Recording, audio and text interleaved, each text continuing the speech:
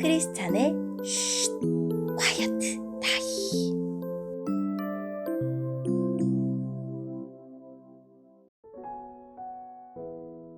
샬롬! 크리스찬 성도님들 반갑습니다. 오늘의 본문은 욥기 34장 1절부터 30절까지의 말씀입니다. 본문의 제목은 하나님은 절대 악을 행하지 않으신다 입니다. 본문을 읽기 전에 어떤 내용인지 요약본을 먼저 읽어드릴게요. 엘리후는 하나님은 절대로 악을 행하지 않으신다는 논리로 욥의 말을 반박하면서 욥이 악인이기 때문에 고난을 받는다는 듯이 말합니다. 오늘의 본문 1절입니다. 엘리후가 계속 말했습니다.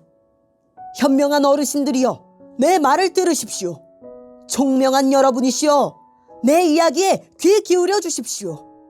귀가 말을 알아듣듯 혀는 음식 맛을 느끼지요. 무엇이 옳고 무엇이 선한 것인지 찾아보도록 합시다.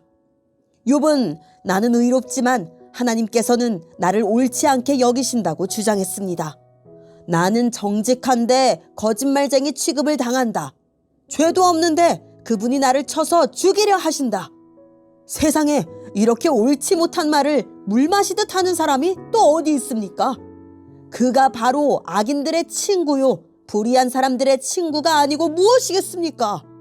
욥은 겨우 하나님을 기쁘시게 해도 별 수가 없다라는 소리를 합니다. 그러니 현명하신 어른들이여, 내 말을 들어보십시오. 하나님은 절대 악을 행하지 않으십니다. 전능자는 절대 잘못 행하지 않습니다. 그것은 그분이 사람이 행한 대로 갚아주시고 그들의 길을 보고 다루시기 때문입니다. 진실로 하나님은 악하게 행하실 수 없으며 전능자는 공의를 무너뜨리지 않습니다. 누가 하나님을 땅의 왕으로 세우셨습니까? 누가 하나님께 세상을 다스리도록 하셨습니까? 만일 그분이 자기만 생각하셔서 영과 숨기운을 거두어 가신다면 어떻게 될까요? 모든 사람이 다 망하고 다시 흙으로 돌아가고 말 것입니다. 총명한 욥 어르신, 내 말 뜻을 아시겠지요? 내 말을 귀담아 들으십시오. 공의를 미워하시는 분이라면 그가 어떻게 다스릴 수 있을까요?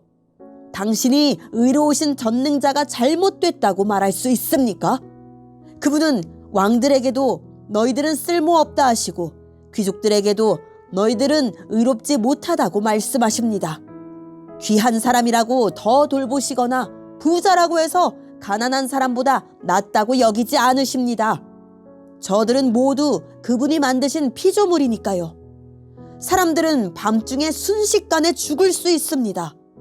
부자라도 그분이 치시면 넘어져 죽고 강한 자라도 하나님께서 손쉽게 없애버릴 수 있습니다. 그분은 사람들의 행위를 늘 살피시고 사람들의 모든 걸음걸이를 보시지요. 그렇기 때문에 악인들이 숨을 수 있는 곳은 아무 데도 없습니다. 캄캄한 데나 그늘진 곳에 숨을 수 있다고 생각하십니까? 하나님은 사람을 심판하시기 위해 조사하실 필요도 없습니다. 그분은 물어볼 필요도 없이 강한 사람이라도 금방 내리치시고 그 자리에 다른 사람을 세우십니다. 이렇게 하나님은 사람들의 모든 행위를 다 아시기 때문에 밤중에 저들을 치셔서 망하게 하시지요. 하나님께서 사람들 앞에서 악인들을 처벌하여 치시는 것은 저들이 하나님을 떠나 하나님의 말씀과 상관없이 제 멋대로 살기 때문입니다.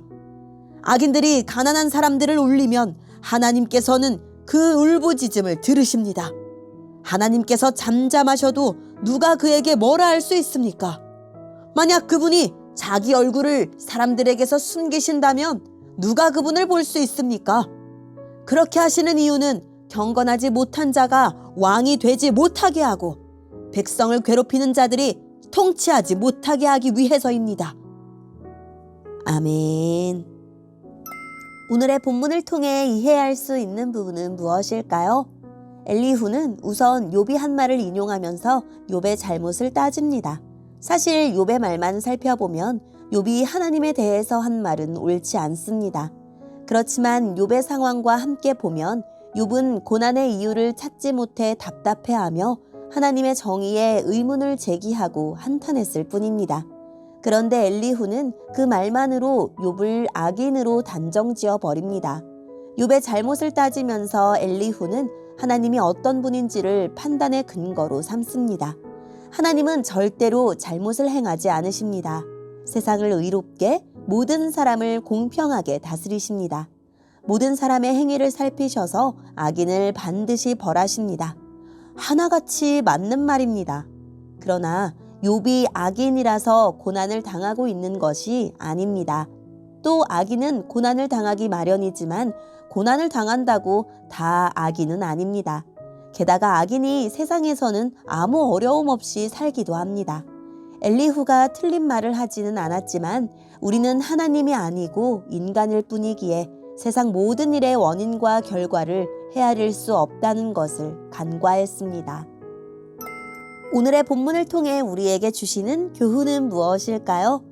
엘리후는 지혜 있는 자들을 배심원으로 소환하여 자신의 주장과 욥의 주장 중 무엇이 정의롭고 선한지 가려달라고 요청합니다. 입으로 음식 맛을 분별하듯 귀로 지혜로운 말을 판별해달라고 합니다. 그리고는 불의하게 행하지 않았는데 벌을 받는 억울한 일을 당하고 있다. 정직을 추구한 나에게 하나님이 거짓말쟁이에게 쏘는 화살을 쏘고 계신다라는 욥의 말을 인용하며 욥이 물 마시듯 하나님을 비방하고 있다고 악인들이나 할 말을 했으니 악인과 한패라고 비난합니다. 고난에 몸서리치며 쏟아냈던 욥의 다면적인 호소들을 욥은 하나님을 기뻐해봤자 무익하다고 주장한다라고 단순화하여 왜곡합니다. 다른 이의 아픔을 공감하기보다 해석만 하려고 하지는 않습니까? 엘리후는 자신의 주장이 새 친구와 다를 것이라며 발언하기 시작했지만 그들이 줄곧 개진해온 보응신학을 되풀이합니다. 하나님은 정의로우시고 공평하심으로 사람의 행동에 따라 보상하신다는 것입니다. 의인이 고난받고 악인이 심판을 면하면 하나님이 불의해지는 것이므로 그런 일은 하나님이 통치하시는 세상 안에서 결코 일어날 수 없다는 것입니다. 하지만 하나님은 이러한 기계적인 공식에 갇히시는 분이 아닙니다. 하나님의 뜻은 너무 커서 인간의 지혜로 이론화하거나 명확한 틀 안에 정리할 수 없습니다. 전도서처럼 허무에 신음하고 욥기처럼 억울함에 눈물 흘리는 의인이 존재할 수 있는 이유입니다. 우리도 실패한 사람에게 믿음이 적어서라고, 아픈 사람에게 회개하지 않아서라고, 눈물 흘리는 사람에게 기도하지 않아서라고 함부로 충고하는 일은 없습니까?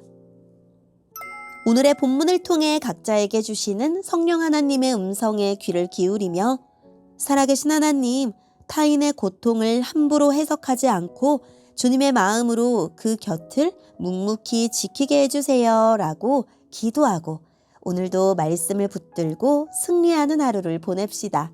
여기까지 크리스찬의 쉿 콰이어트 타임 이었습니다.